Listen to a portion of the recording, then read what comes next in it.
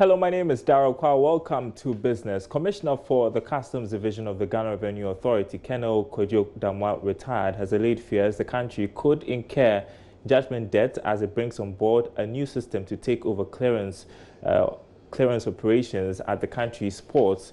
According to him, even though the contracts with GCnet and West Blue are yet to expire, there is provision for termination without having to pay judgment debt. The commissioner was answering questions from the media at a sensitization workshop on the Unipass system. We've got details in the following report.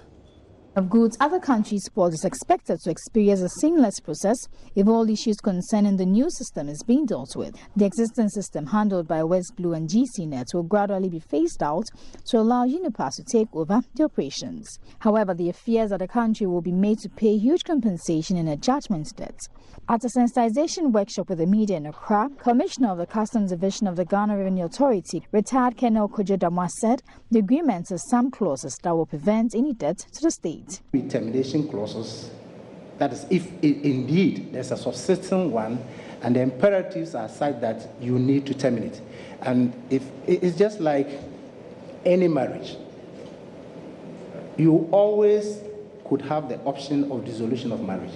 But it doesn't mean that you should rush into having the dissolution, okay? So we are only conjecturing that there is the possibility, but I can assure you that every aspect of any existing contract will be scrutinized legally to ensure that no judgment debt will be paid by any action that is taken by the government, the ministry, or the authority.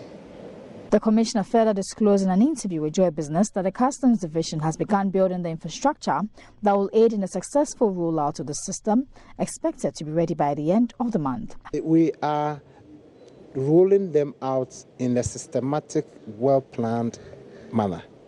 So as and when some infrastructure have already been provided, but additional ones are also being provided based on the tests that has been conducted. You start something, you need to review and to be able to see how robust, how well catered it is. So that is the aspect that, but certainly everything that is required by way of infrastructure will be in place by the time that we say we are ready to roll out fully. As part of the process, a modern data center has been established at the Ministry of Finance to manage data for the system. Eben Sabuti's report for Joy Business. The African Development Bank, AFDB, has approved $81.67 million loan facility to co-finance sections of the 695-kilometer Eastern Corridor Road linking the capital Accra to the Sahel region.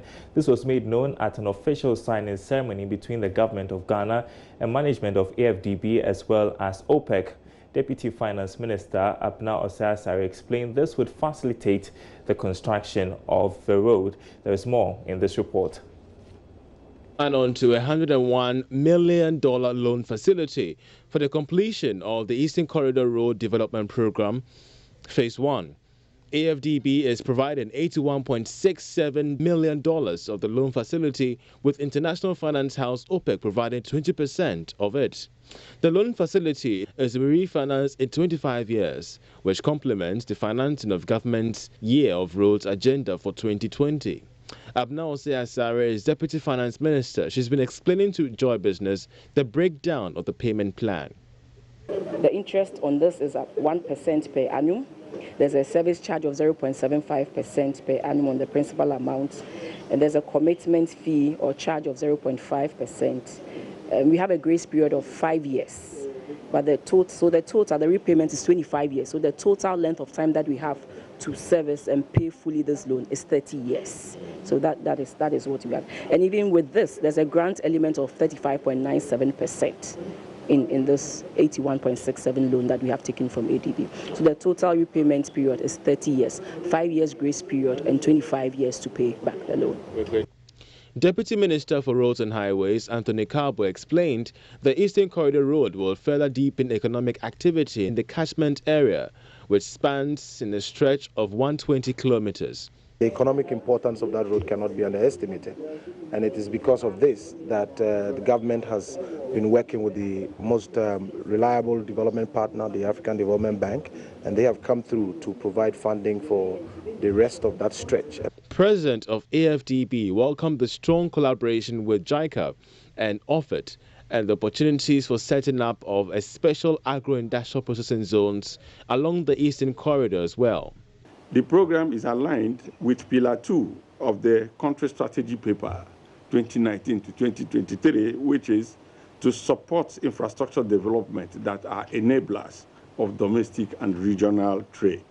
The $130 million project covers over 60 kilometers of roads, 2 interchanges, and related civil works incorporating community support initiatives to help improve livelihoods along the entire stretch of the road project. That's it for business. Sports is up next.